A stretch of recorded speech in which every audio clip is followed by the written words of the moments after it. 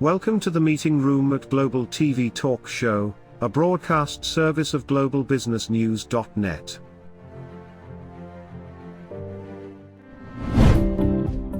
This episode from the meeting room of Global TV Talk Show is brought to you by The Bridge School, the accredited international online private school of choice, at bridgek12.org. Porch Light Rental and Destination Services. Reduce your renter lump sum or managed relocation costs.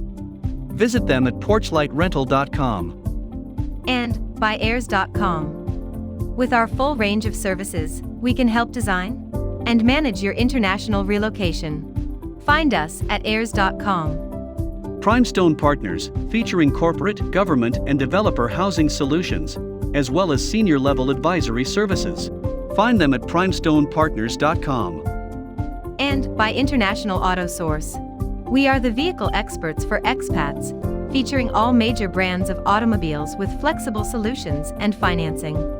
On the web at intlauto.com. Become a global player in your field. Cross Culture to Go provides virtual support for your global business and career success. We can help you thrive in 140 plus countries and markets. On the web at crossculturetogo.com. Hi, this is Ed Cohen, your broadcast host on Global TV Talk Show. This is a business unit of globalbusinessnews.net, which has been around since '03 in Google Analytics, and however they do it, they've been measuring a little over 1 million reader page views from over 100 countries. And since we began this TV broadcast, as I call it, a TV broadcast, in April, approximately, of 2020, Google has measured, or they say, a little over 100,000 reader page views. It's because of this network of TV shows we've put together. We're very honored today to have an author, Peg Donahue from New Hampshire, and welcome. Thank you, Ed. It's really a pleasure to be here. And you mentioned in the warm-up that you are living in North Conway, and the temperature today is going to approach 80 degrees, and you're in the mountains. So what is that, about 2,500 feet or something like that? Yeah, it probably is. I don't know exactly what we are, but I know when you go up Mount Washington, it's 4,000 or 5,000 feet. Yeah, cool. And I typically go out for a hike every morning, not up in the mountains, but on what I would call the hills around the mountains, the lower areas, but we still get some good hikes in. Yeah, foothills, as we say in California. Foothills, yeah. Yeah, that's great. Enough to get your heart going. Okay, so tell me about your book, Energy is a Money Game. What does that mean to you? Okay, Money is an Energy Game. So this is a book that I is an energy game. This is a book that I co-authored with Madeline Gerwick, and she and I had been working together in the early 2000s. We were teaching a series of prosperity programs, and we decided we'd like to take this to a larger audience. And so we took 3 courses that we had put together, and we modified them for the book to teach. So I see the dollar sign in the light bulb, and that's cool. That's a great graphic. Oh, terrific. Thank you. And the game is Monopoly, is that right? That actually is yes. Yeah, and so it says you won gold winner. I can't really read what that says. Cover the Coalition of Visionary Resources. So we won that last year when we put it out as an ebook. An ebook. Okay, so now. And then later in the year we went to print. So the print version came out last July 2020. Very good. Money is an energy game. Now, what does this have to do with renewable energy? Well, everything is energy. Everything throughout, the whole world, the whole globe, the whole universe is energy. Your energy, I'm energy, our surroundings are energy. And it turns out that money is also energy. It turns out that money is an exchange that we use for goods and services, but it has energy. It contains energy in it. And so it can be very positive energy, very vibrant, in which case you put it out and more will come back. You could also be in fear about it. Many people are in scarcity mode when it comes to money. fear that they'll never have enough, or fear if they have some, that they're going to lose it and that they have to hang on to it or they have to hoard it. And it turns out that, money is just out there. It exists. And so when you have a perspective about money being energy, you'll always have more than enough. You'll have it for your business. You'll have it for your private life. So let me ask some off-the-wall questions Go here. right ahead. Yes. Because some of our audience is off the wall too. So Okay. let's bring it all down to, when you talk about money, you're not really talking about greenbacks or Bitcoin. You're talking about wealth or a means of creating it. That's exactly right. But it can be the greenbacks and it can be Bitcoin, but it's really about prosperity and well-being. So prosperity turns out to be much more than money. It's having your health, vibrant health. It's having wonderful family and friends, relationships. It's about all the interactions and everything you do every day. It's having a nice, a comfortable place to live. Part of what I do in my work is that I'm a feng shui practitioner as well. So I consult with people on their spaces. And the premise on feng shui, and I'm sorry for you jumping. Oh, that's okay. I'm just trying to be electric. That's okay. I saw the bulb. So, so the feng shui means what? Putting things in a way that creates energy or doesn't block it? Well, the words mean wind and water. Wind and water. So think of it as the air that blows through your life, and we all need water to drink. So, and that's energy. The premise is that your space is a reflection of your inner self. So like you look around your office, where you are now, and, just think about, how it is, or consider how it is. And does it work for you, or does it not work for you? Sometimes spaces are so clogged that the business shuts down. It just doesn't work. Years ago, I had a client. She brought me in. She was running a nonprofit organization. So she'd always be out applying for grant money to come in. So she had me to come in to consult in her office. And the first place I went to was the wealth corner, which happens to be the back left corner. And in that wealth corner, she happened to be storing what she called her dead files. Oh. Now think about that and think about the implication. She got that right away. When I told her that we were going to look at the back left corner first, she said, "Oh my gosh," because she knew exactly what was there. So she, over the next few days, she moved out the dead client files and she replaced them with a plan. She cleaned it all up. She wrote a grant application and the grant came in. So she stopped being an undertaker. She stopped being an undertaker. And she started being a business leader, a conscious business leader. Yeah. So really putting it out there with intention. So, wow, this is a beautiful picture. That's great. Oh, thank you. That happens to be a site in Western Massachusetts out by the Berkshires. Oh, that's nice. Yeah. Well, I used to go to Tanglewood when I was a kid. Okay. I think actually that picture is Shelburne Falls. Yeah. So let's go back to what you're talking about, and let me interject because some of our audience is into this. Sure. Sustainability in the Absolutely. world. Yes. So you need money to sustain yourself, but you need to have all these other things that you also call money. Mm-hmm. So sustainability, that is actually near and dear to my heart as well, because I've been very conscious of that for many years.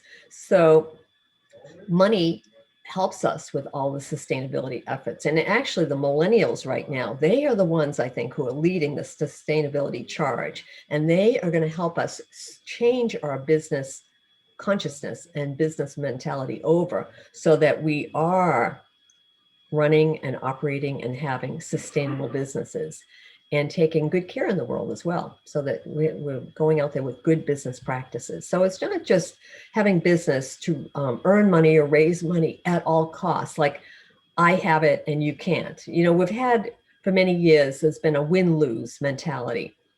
If I win, everybody else loses or somebody else loses. And Madeline and I say, well, that's not true. Everybody can win. There's more than enough of this out there for everybody. We think that there's just a finite amount of money or finite amount of wellness or well-being.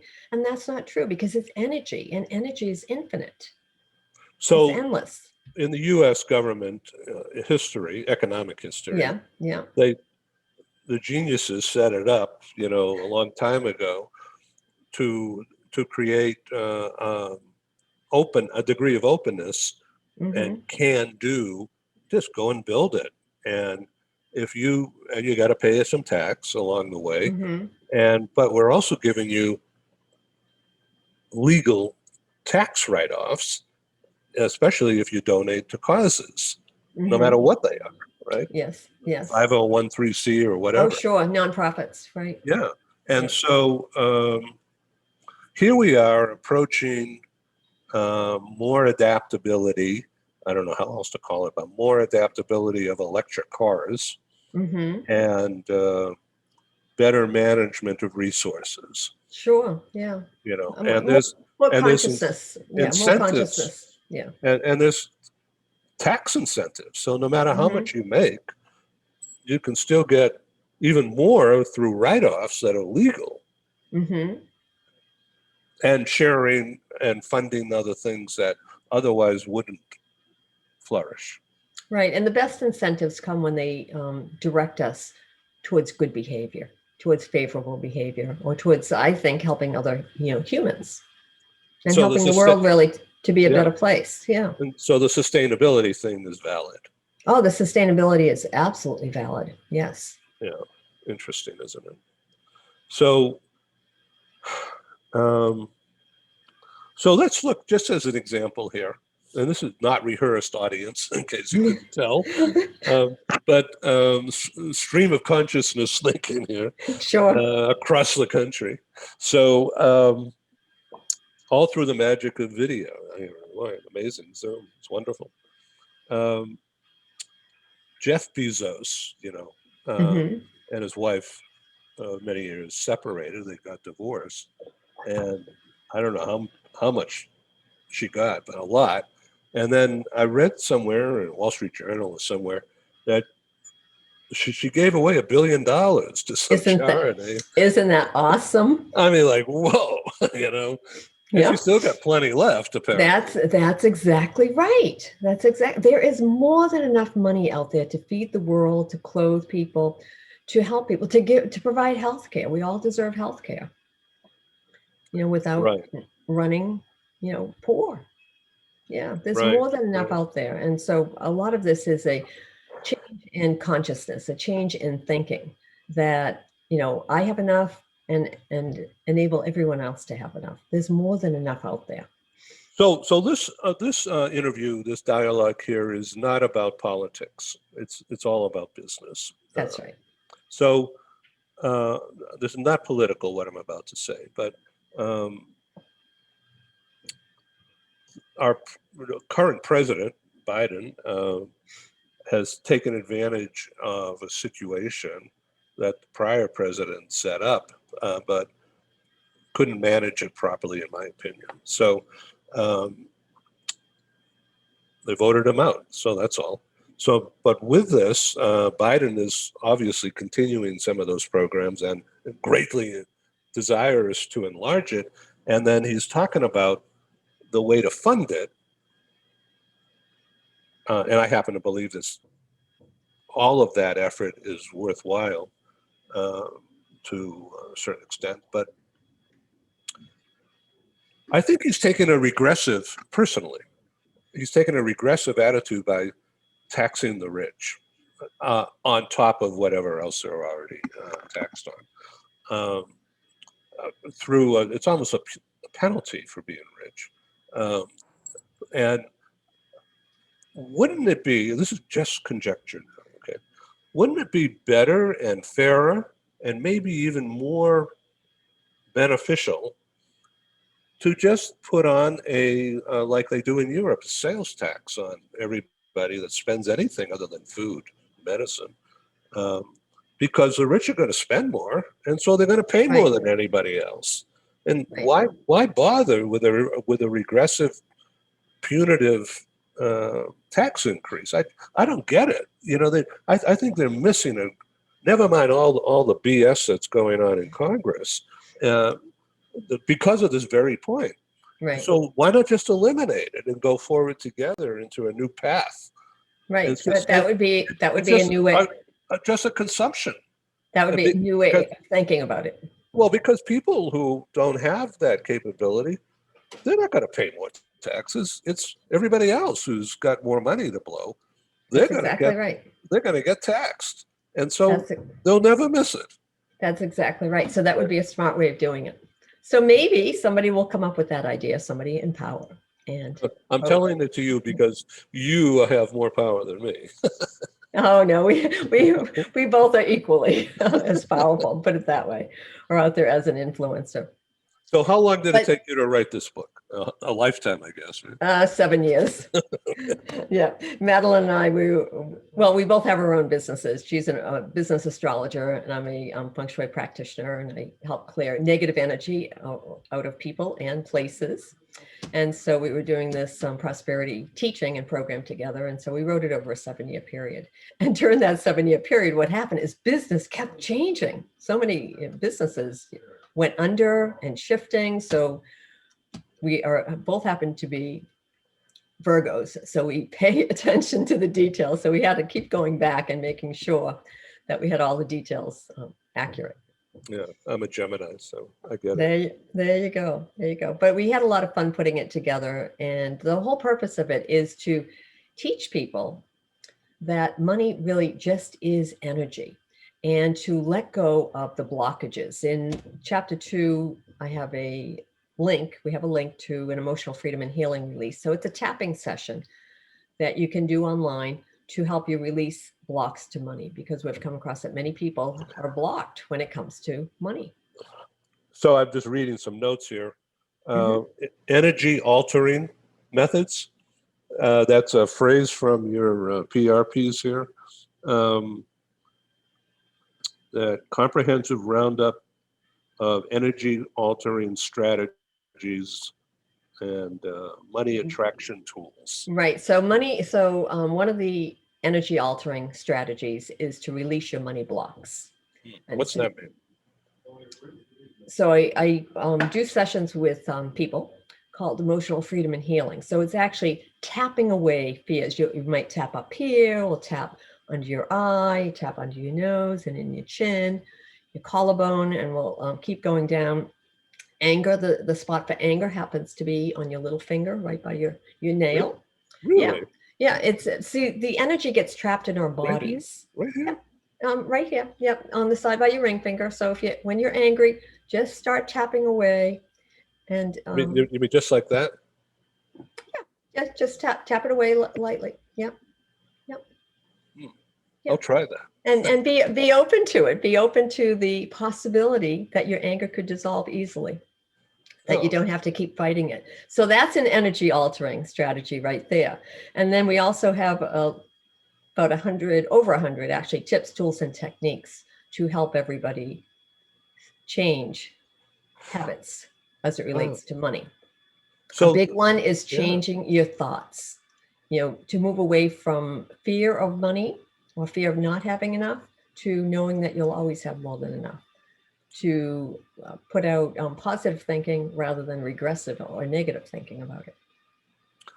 So some people get really angry, Sure. at other people, rather than just say, who cares? Right. And what they don't realize is that anger is really about themselves. It's deeply rooted anger within themselves. And the other person is just reflecting it back to them. So that's a big one right there. Yeah. So we're looking at this thing that's here, emotional freedom and healing. I'm reading this as the audience can read too. Near the top, money doesn't come easy. Money is the root of all evil. These are thoughts. These are thoughts. That's right. Yeah. And the positive is what? Money flows to me easily and effortlessly. I'm grateful that I have more than enough to pay my bills. I'm paying my bills in joy. And to think that when you're putting money out there, you're actually helping other people and other businesses. You're helping the world to go around, and it will come back to you. I see. Often in multiple ways. It will come back more than you even anticipate. So this is sort of like mental health, right? Yes. We do have one chapter in here. We have the third part of the book is, we call it Take an Energy Inventory. And one of the weeks is on mental health. It's on your thoughts, what you're thinking about it. It's fascinating. Wow. There's a lot to it. But you can make it easy on yourself just by noticing what your beliefs are. So notice your beliefs, what you tell other people about money. Is it positive or is it negative? Do you believe money is scarce? It's hard. I have to work hard for my money. I grew up in a family of 9 kids. My dad worked 3 jobs many times. My mom also worked as kids. As soon as we could, we were out there, earning our way as well. I had to put myself through college, so I earned all that money to do it. And, what we grew up with is, gosh, you have to work hard, to earn money. When I realized that, I learned to let it go and to change that money is easy. It can be easy and it can be effortless. I can work in joy. Prior to doing this, I had a corporate career for over 21 years, and I worked really, really hard in that career. When my daughter was about 6 years old, my husband was a full-time dad for 12 years, and I was the breadwinner out there. And I said, hey, I want to take 6 months off. So I decided I was going to take 6 months off. And I figured I would just get another job. Well, it's been over 21 years, and I never did. I evolved into this work.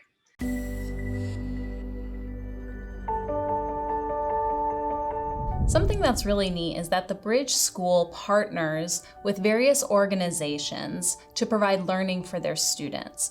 For example, we partner with a major ballet company, and we are able to enroll several of their students into our school. So now not only is the student able to participate in a school and have a seamless transition while they're very active in their ballet career, but now they have other dancers that are with them that are doing some of the same courses. So it's almost becoming a camaraderie where they're taking similar courses, they're working together on their ballet, and really being able to form this great partnership with these organizations to provide a needed service.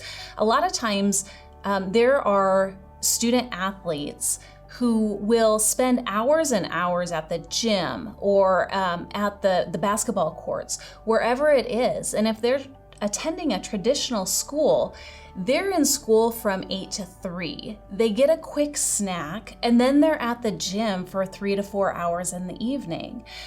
Coming to us and having that partnership, they're able to break that up throughout the day. They can have a morning practice, get some schooling in, have an afternoon practice, finish their schooling in the evening. So there's that flexibility. And additionally, if there are tournaments or performances, it's fantastic because if there's a week where they have shows straight through, they can take that week off of learning and then pick back up when they're done. So it offers this great flexibility. And for the program owners of these sports leagues, it is a win-win situation for them because they see this need. They see this need that their students need to make sure that they are obtaining the grades necessary to be successful adults in our country and in other countries. But it provides them an environment where they can be successful at both.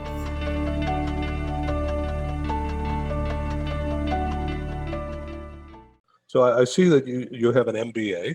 I do. So did you get that MBA way back then, or is it more recent? I got my MBA 30 years ago. I got it when I had been working 10 years. So I was working full time, and then I went and earned my MBA. I earned it through Boston University's executive MBA program. Yeah. And I'll tell you, to this day, I still get together with what we call our study group. So this was a small group. There were 30 of us in the program at the time. And in a group like that, you really bond and become fast friends. And so a group of us began meeting for breakfast afterwards. after we graduated. And I remember my boss at the time said, "Oh, everybody does that. No, that's not going to continue." Well, here it is, 30 years later, we're still meeting. Now we do it over Zoom because people are all over the country and in other countries. But we built a tight bond and a tight connection, and we keep up. So at BU, Boston University, I grew up in Brookline, so I'm very familiar with BU. Yeah. And so when you took the MBA, it took a year and a halch, 2 years probably. It was an 18-month program. It was an executive program. So we met on weekends. I was working full time. Yeah. So did they teach feng shui? No, they did not teach feng shui. but I knew I was learning about feng shui, and I was learning about joking, all the but energy. you're wondering. Nowadays, in the more progressive they places, just might. They will teach mind awareness or Absolutely. how to take advantage of things going on. So in the late 80s, early 1990s, maybe more meditation was beginning to be talked about. So you didn't have to be stoned. Not at all.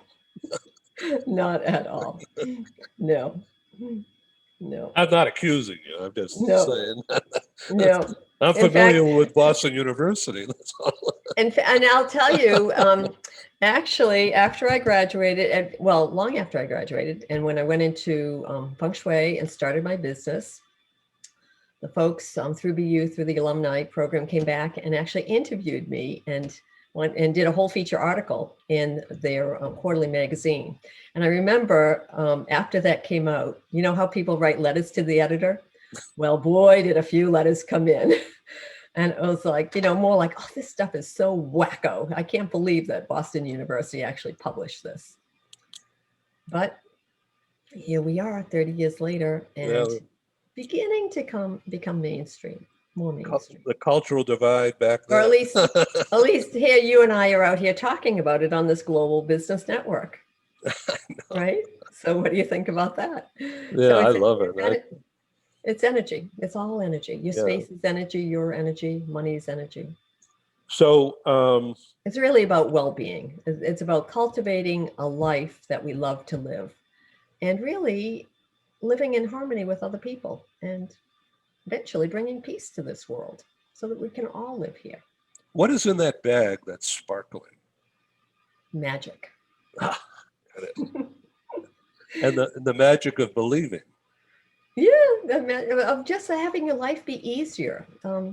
If you're struggling, moving from struggling to striving, to thriving. So what do you think about some people that are thinking about the sustainability thing and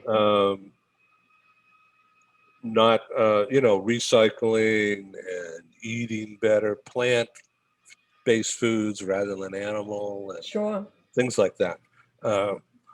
That, of course, is creating a whole new business enterprise. Absolutely. But it also is making some people healthier. Absolutely. Well, good food is really, really important. So your food has energy and vitality.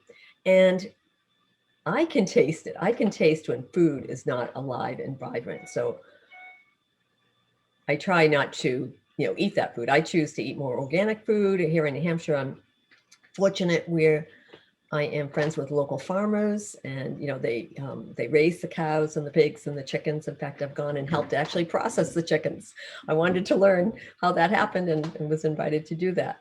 Our farmers market reopened for the summer months, and actually it was open all year round. It was only shut down for 1 month, the month of April. So it really ran from May all the way through March. So we have access to really good local vegetables, vibrant vegetables, and you can feel it when you are working with these and cooking with these, and that adds to vitality in your body. Our health is so essential. It really is. I know a number of people now that have worked really, really hard all their lives, and now that they're retired, their health is going downhill. They have more than enough money, right? But now their health is starting to decline, and that's really a shame to see that happen. Because of earlier habits. Early habits, that's right. So Joanne and I have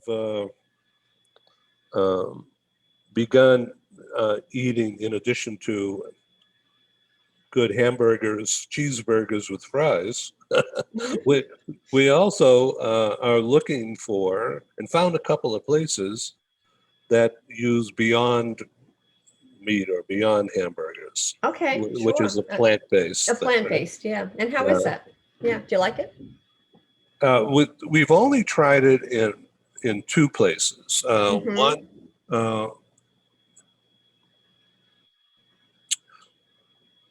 repetitively, in San Diego, Okay. there's an area around the harbor called Point Loma, Mm. which is a big fishing I area. love Point Loma. See, my in-laws used to live in San Diego. They're deceased now, so I used to go to San Diego every year.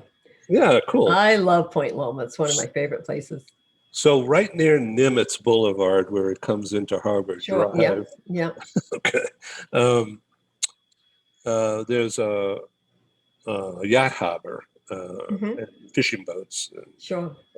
and there's a restaurant that sprang up about 3 years ago or so. Mhm.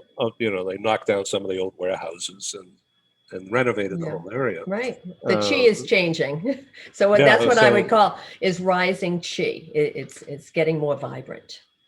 Well, they put in Jimmy's Famous American Bar. Oh, okay. Yeah, right on the docks. And it's a great place. And so Yeah. it's a sports bar with Mhm. outside, and it overlooks the boats. It's beautiful. Mhm. So we sit at the bar. I used to say bar, but now I say bar. You've learned. So, and we used to just, order hamburgers. And then one day, Joanne says, let's try this thing. I said, oh, no, God, I don't want to eat that. And so she says, okay, I'm going to order it. You order that. Uh-huh. Well, so anyway, it came out and it looks just like a hamburger with cheese on it, and lettuce, tomato, and onions. But it tastes differently. Okay. And So then I experimented. Mhm. I said, can I have some ketchup on the side, and also on the side barbecue sauce? Mhm. All right. And then I began to dip, you know, and then it takes away all that plant taste. Okay. And I put salt and pepper. So did Joanne like the plant taste? Yeah. And so Okay. now we just have that when we go to Jimmy's Famous. Oh, there you go. There you go. And beer. Right. So you are migrating towards more sustainability. Yeah. So, and though up here in Big Bear Resort, there's a village. It's Mhm. a ski area. Mhm. Actually, it's a four-season resort, but Mhm. mainly skiing. So anyway, yesterday we went to this beautiful place called Oakside, which is, it looks like a ski lodge the way it's all Uh-huh. set up. Yeah. But we're sitting outside because the sun was beautiful. And we said, let's order the Beyond Burger thing. Mhm. And we had sweet potato fries with it. And okay, and beer, Okay. and they brought the sauces and all that, and Yeah. it was even better than Jimmy's, and it was Wow. bigger, thicker. Mhm. So I'm sold on trying it in different places. And so you know how sometimes if you have a cheeseburger and fries, you feel kind of heavy afterwards. Yeah. Yeah. Well, we didn't have that at all, and So did you I- feel good afterwards? it was good Yeah, that's great. rather than not feel Yeah. good. Yeah. Yeah, we didn't have any feeling at all. Oh, It was that's good. great. Now, and I haven't seen that in my area, but I do have one favorite plant-based burger. Well, it's a black bean burger. It's one restaurant's called a Smash Burger. It is my favorite. I would go for that anytime over meat.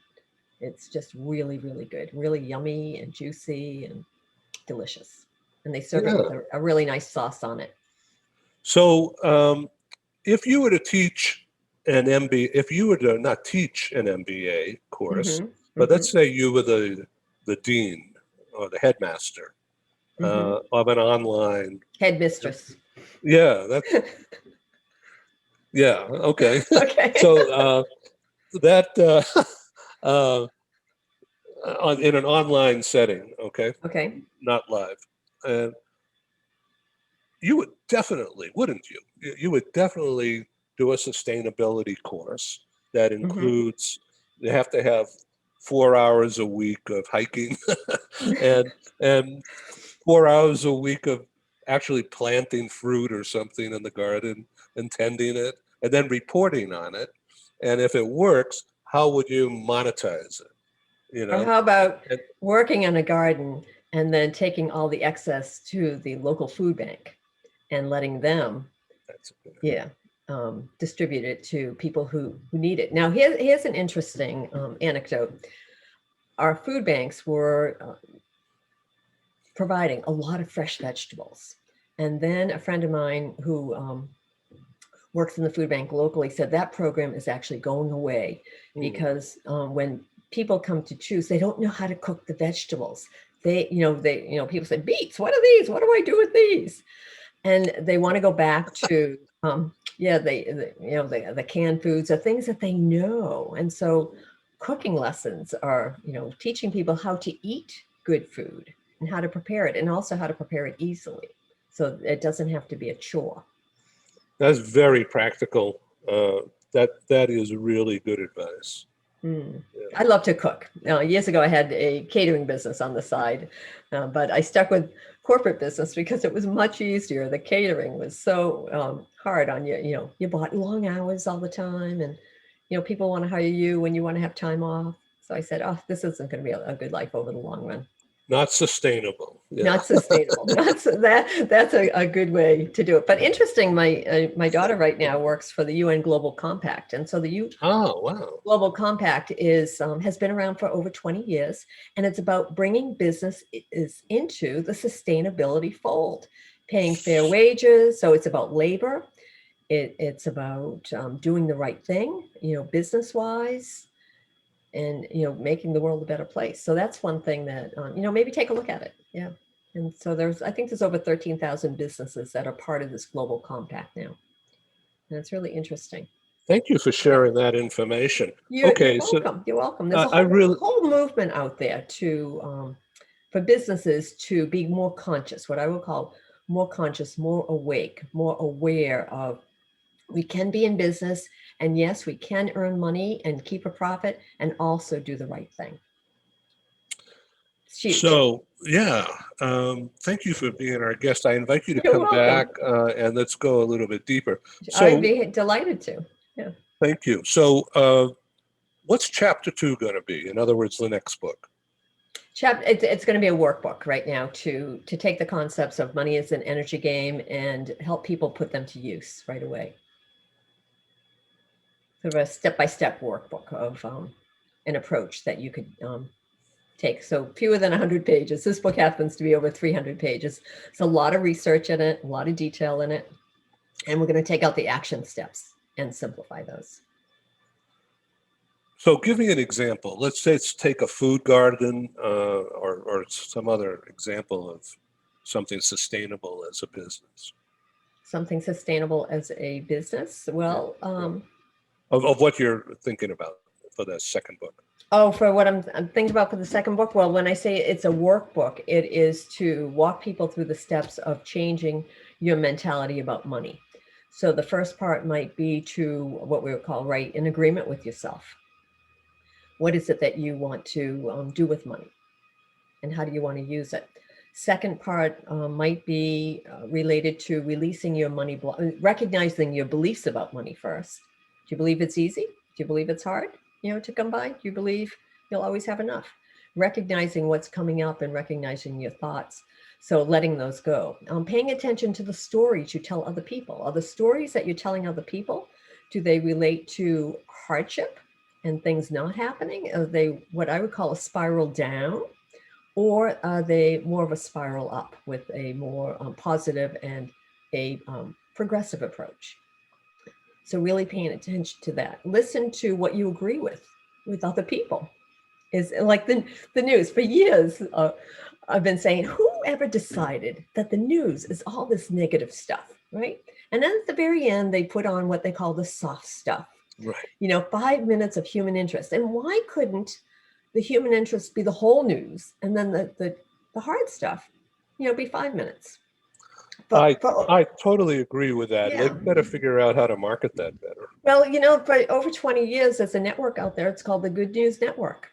And all it is good news. And so the publisher of that just now searches the web every day for good news, and I get a briefing in my mailbox every day of good news stories. They're out there right now.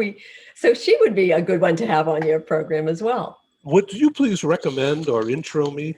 Yeah, the Good News Network. I am taking the old world and writing this down. Yeah, the Good News Network. It's really, I have been following her for a long time. And there it is. Thank you, Paul. Yeah, the Good News Network. Red good Lobster. News, good talks. Yes, good talks. Yeah. So as I mentioned, so you can get a morning jolt of good news in your mailbox every day. That's a really good idea. It is a really good, and this is what we talk about in the book. Take these good ideas and build on them. Build on the good that's out there versus building on the bad. Well, let's leave all that ugly stuff behind and just build on the good stuff. And that's where we gain momentum. Yeah. So the affirmations need to be, how can we take a bad situation and make it good? Let's just build on the good. Yeah. Yeah. Yeah. It all starts with each of us, every one of us, being a good person to begin with, maintaining our integrity, maintaining our honesty, our compassion, forgiving yourself and forgiving other people. This might sound corny to some people, but it's not. It's the way the world is going to change. It begins with each one of us, and it begins with each one of us on the inside first. So it's an inside game to the outside. Peg Donahue, what's your email? What's your website? Yeah, let's give out a website. Okay, there's two websites. One for the book is www.moneyisanenergygame.com. I think you had that up earlier. And then my website is www.fengshuiconnections.com. It's FENGSHUIConnections.com. fengshuiconnections.com. And there we are. And simply, what again is the meaning of feng shui? Feng shui is, the words mean wind and water, and it comes out of ancient Chinese practices. And the premise is that your space is a reflection of your inner self. It's about living in harmony and living in balance with nature. So we don't have to worry about the Chinese and mind control. Not at all. Not at all. No. I'm trying to be funny. So, so you control your own mind. Yes, absolutely. Yes. And you can manage more in your life than you realize, because we're always attracting based on what we're thinking, what we're doing, what we're saying. And so if you like what's showing up in your life, keep doing what you're doing. If you don't like what's showing up in your life, then change. And you can begin, right now, begin today. We have less than 5 minutes. So I wanted to not interrupt you. I'm sorry. Go right ahead. Oh, I was saying, just you can tell yourself, I am ready, willing, and able to change. I'm ready for something you want to better. ask? Thank you. Do you want to ask me anything? I've been asking you all these questions. So what attracted you to this book? I really what caught your eye? Yeah, I really, well, first of all, your PR agent, Missy, is very good. So thank you out there, Missy. I thought it was about renewable stuff, and in fact it is, but, and that was on top of mind because I did a recent broadcast with a guy in London, a business guy, who has set up this thing called sustainable networks. Sure. And, and so I didn't know anything about it other than but that's okay. But the challenge is that the renewable energy is each of us. Yeah, we're the drivers of our own success. Comes from within, and then everything else spreads. Absolutely. And then what's happening in your life is a reflection of your inner self. Yeah. Think of yourself as bumping up against people every day, and are they good interactions, or they feel uncomfortable? If they feel uncomfortable, then examine what's going on and what do you need to change or adjust on the inside. in order to move forward in the way that you want to move forward. Well, thank you, Peg. Nice to You're meet welcome. you. I hope to meet you in person someday. Absolutely. Okay, Well, thank you. It's been a so- pleasure. Yeah. Someday we'll come for a ride through New Hampshire Okay, or someday I might be back in San Diego. at Point Loma. Right. Yeah, that's right. Oh, I love Point Loma. Yeah. All right. Thank you. Okay, great. Thank you, Okay. Peg. Okay, thank you. Bye-bye. Bye-bye. Thank you. Thank you for joining us in the meeting room at Global TV Talk Show. Have a wonderful day, and stay safe.